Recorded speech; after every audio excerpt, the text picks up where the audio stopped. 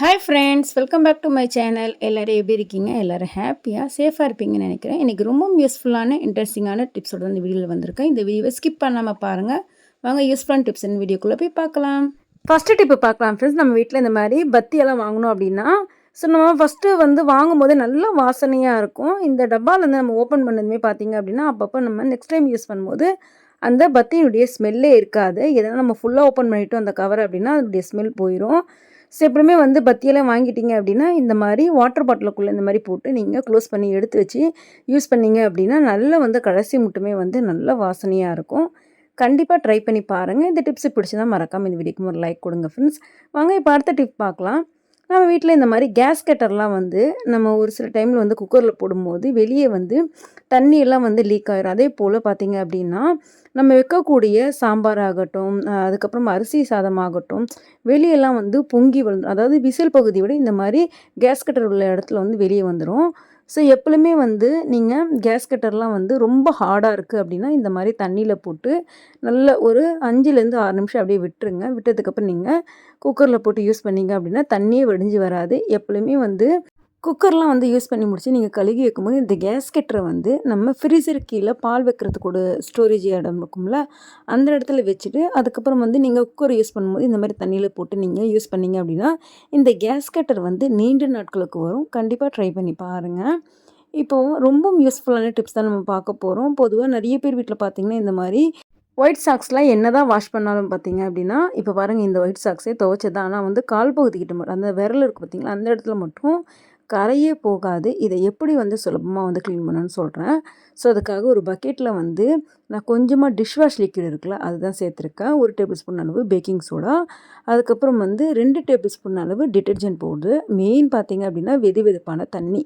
இதெல்லாம் போட்டதுக்கப்புறம் பாருங்கள், நான் ஒரு அரை மணி நேரம் கிட்ட நல்லா ஊற வச்சு எடுத்துட்டேன். இல்லை பார்த்தீங்களா எந்த அளவுக்கு அழுக்கு வந்திருக்கு அப்படின்னு. நல்லா சூப்பராக பார்த்தீங்க அப்படின்னா 70% இதில் அழுக்கு போயிடும். அதுக்கப்புறம் நீங்கள் கைகளை 2 கைகளை வைத்து இந்த மாதிரி நல்லா கசக்கி கசக்கி விட்டீங்க அப்படின்னா அதில் இருக்க அந்த அழுக்கு எல்லாமே போயிடும். நீங்கள் ப்ரெஷ்ஷு போடணுன்னு அவசியம் கூட கிடையாது. ப்ரெஷ்ஷெல்லாம் போட்டு நம்ம துவைச்சோம் அப்படின்னா இந்த சாக்ஸ் ரொம்ப பெருசான மாரி ஆயிரும். பிள்ளைகளுக்கு இந்த மாதிரி கையிலேயே லைட்டாக நீங்கள் பார்த்தீங்களா இந்த இடத்துல லைட்டாக இந்த மாதிரி தேய்ச்சி விட்டீங்க அப்படின்னா நல்லா சூப்பராக கரை எல்லாமே போயிடும்.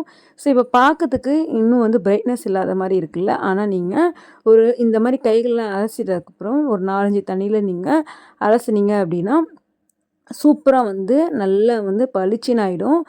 இதே கொடி நீங்கள் கைகளால் இந்த மாதிரி அலசிட்டு ஒரே ஒரு தண்ணியில் அலசி நீங்கள் அதுக்கப்புறம் கூட வாஷிங் மிஷினில் போடலாம்.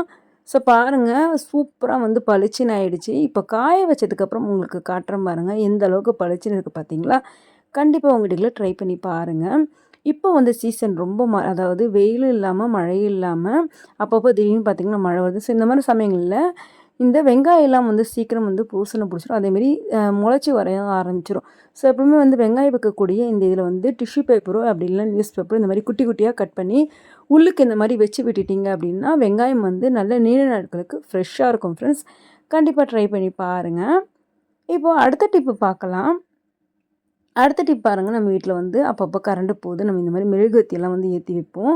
அந்த மாதிரி சமயங்களில் அந்த இடத்துல மெழுகுவர்த்தி அப்படியே நம்ம என்ன தான் க்ளீன் பண்ணாலும் பார்த்தீங்கன்னா ஃபுல்லாக பர்ஃபெக்டாக போகாது.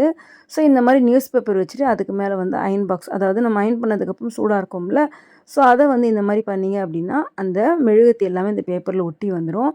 அதுக்கப்புறம் ஒரு டிஷ்யூ பேப்பர் வச்சு லைட்டாக தொடச்சி எடுத்துருங்க. அவ்வளோதான், நல்லா நீட்டாக க்ளீன் ஆகிடும். அடுத்து பாருங்கள், பொதுவாக நிறைய பேர் தூள் பெருங்காயம் வாங்குறத விட இந்த மாதிரி இயற்கையாகவே மெயின் பார்த்திங்க அப்படின்னா நம்ம கடைகளில் வாங்குறது கெமிக்கல்லாம் போட்டு தான் வரும்.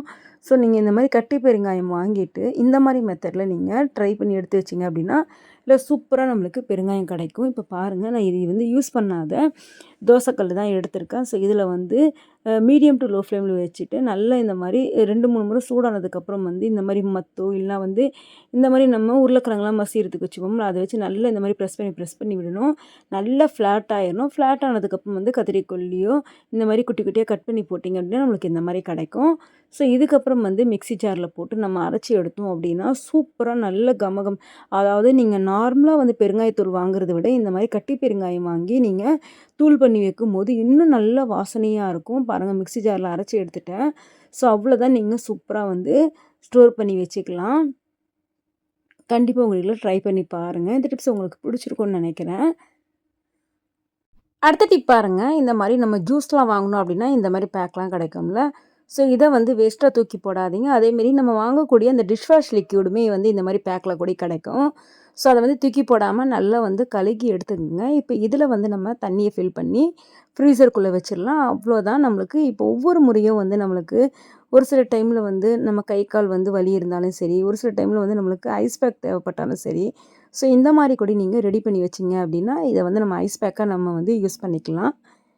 அடுத்த டிப் பாருங்கள். நம்ம வீட்டில் மிக்ஸி ஜார் வந்து ஷார்ப்னஸ் போச்சுனாலும் சரி, ஒரு சில டைம் இஞ்சி பூண்டு அரைச்சாலுமே வந்து ஒரு வித ஸ்மெல் இருந்துகிட்டே இருக்கும். ஸோ அந்த மிக்ஸி ஜாரில் வந்து இந்த மாதிரி ஐஸ் க்யூப்லாம் போட்டுக்கோங்க. ஸோ போட்டதுக்கப்புறம் வந்து இதில் வந்து நம்ம நல்ல ஷார்ப்னஸாக இருக்கணும். அதே சமயத்தில் அந்த மிக்ஸி ஜாருக்குள்ளே இருக்க அந்த பேட் ஸ்மெல் எல்லாமே போகணும் அப்படின்னா, எப்பொழுதுமே வந்து நம்ம அரைக்கக்கூடிய எல்லாமே வந்து குட்டி குட்டி ஃபுட் பார்ட்ஸ்க்கெலாம் வந்து அந்த பிளேடில் வந்து தங்கியிருக்கும். ஸோ அந்தமாரி தங்காமல் இருக்கிறதுக்கு இந்த மாதிரி ஒரு முறை பல்ஸ் மூலி நார்மல் மூலி அரைச்சி எடுத்திங்கன்னா பிளேடுமே வந்து நல்ல ஷார்ப்னஸாக இருக்கும். ஸோ அதே போல் உள்ளே இருக்க அந்த குட்டி குட்டி பார்ட்டிகல்ஸுமே வெளியே வந்துடும். இப்போ வந்து இதில் வந்து எந்த ஒரு ஸ்மெல்லுமே இல்லாமல் இருக்கணும்னா, இதுலேயே வந்து கொஞ்சமாக வந்து டிஷ் வாஷ் லிக்விடு வந்து நீங்கள் ஊற்றிட்டு நீங்கள் அடித்து எடுத்தீங்க அப்படின்னா நல்லா சூப்பராக வந்து பளிச்சுன்னு ஆகிடும் இந்த மிக்ஸி ஜாரு. கண்டிப்பாக உங்கள் வீட்டில் ட்ரை பண்ணி பாருங்கள். அவ்வளோதான். இப்போ வாஷ் பண்ணிட்டு உங்களுக்கு காட்டுறேன். சூப்பராகிடுச்சு பார்த்தீங்களா? கண்டிப்பாக ட்ரை பண்ணி பாருங்கள். அடுத்த டிப் பாருங்கள் ஃப்ரெண்ட். நம்ம காலையில் டைமில் அர்ஜென்ட்டாக சமைச்சிட்டு இருப்போம். அந்த மாதிரி சமயங்களில் நம்ம இட்லியெல்லாம் வந்து இட்லி பாத்திரத்துலேருந்து தனியாக எடுக்கணும். நம்ம ஒரு சில டைமில் அர்ஜென்ட் டைமில் எடுக்கும்போது சுட சுட வந்து ஒட்டிக்கும். ஸோ இந்த மாதிரி நீங்கள் டேப்பில் வந்து ஒரு 2 செகண்ட் வந்து தண்ணியை பின்புறமாக நீங்கள் போட்டுட்டு இந்த மாதிரி எடுத்திங்கன்னா சூப்பராக இட்லி ஒட்டாமல் வரும். ட்ரை பண்ணி பாருங்கள். அடுத்து நம்ம வீட்டில் வந்து ஷாம்பெல்லாம் யூஸ் பண்ணிவிட்டு இந்த ஷாம்பு கவரை வேஸ்ட்டாக தூக்கி போடாமல் இந்த மாதிரி ட்ரை பண்ணி பாருங்கள். ஸோ இந்த மாதிரி கொஞ்சமாக வந்து தண்ணி எடுத்துக்கலாம். ஒரு 2 டம்ளர் தண்ணி தான் எடுத்துருக்கேன். ஸோ இதை வந்து இந்த ஷாம்பு வந்து குட்டி குட்டியாக அந்த மாதிரி கட் பண்ணி போட்டுக்கோங்க. ஸோ நல்லா இந்த தண்ணி எல்லாமே வந்து அதாவது அந்த ஷாம்பு பார்த்திங்கன்னா கொஞ்சம் கொஞ்சம் எல்லா கவர்லேயுமே இருக்கும். ஸோ இந்த மாதிரி எடுக்கும்போது நல்லா நம்மளுக்கு வந்து ஒரு சூப்பராக வந்து ஒரு க்ளீனிங் பர்பஸ்க்கு யூஸ் பண்ணுற மாதிரி நல்லா நம்மளுக்கு இந்த தண்ணி கிடைக்கும். பாருங்கள், இந்த கவர்லாம் வெளியே எடுத்து போட்டுட்டு இப்போ இந்த தண்ணியை வந்து நிறைய விஷயத்துக்கு நம்ம யூஸ் பண்ணலாம்.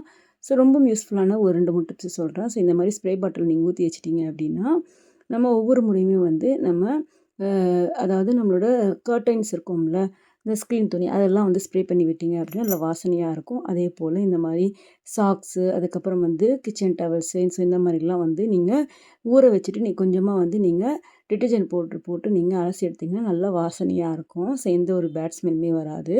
ஸோ கண்டிப்பாக ட்ரை பண்ணி பாருங்கள். ஸோ அதே போல் இந்த ஸ்ப்ரே பாட்டில் வந்து கர்டைன்ஸ் மட்டும் வந்து ஸ்ப்ரே பண்ணுறது இல்லாமல் ஸோ எல்லாருமே வந்து ரூம் ஸ்ப்ரேலாம் கூட வச்சுருப்பாங்க. ஸோ இந்த மாதிரி கூட நீங்கள் ஊற்றி இந்த மாதிரி ஸ்ப்ரே பண்ணி விட்டுக்கலாம். அதே போல் நம்மளோட வாஷ்ரூம் ஒவ்வொரு முறையும் நம்ம போயிட்டு வரும்போதும் லைட்டாக ஸ்ப்ரே பண்ணி விட்டிங்கன்னா நல்லா பார்த்தீங்கன்னா எந்த ஒரு பேட் ஸ்மெல்லுமே இருக்காது. ட்ரை பண்ணி பாருங்கள். ஓகே ஃப்ரெண்ட்ஸ், இந்த வீடியோவில் சொன்ன எல்லா டிப்ஸுமே கண்டிப்பாக உங்களுக்கு பிடிச்சிருக்கும்னு நினைக்கிறேன். பிடிச்சினா மறக்காம நம்மளோட சேனலை சப்போர்ட் பண்ணி சப்ஸ்கிரைப் பண்ணிக்கோங்க. நெக்ஸ்ட் ஒரு யூஸ்ஃபுல்லான டிப்ஸில் பார்க்கலாம். தேங்க்ஸ் ஃபார் வாட்சிங்.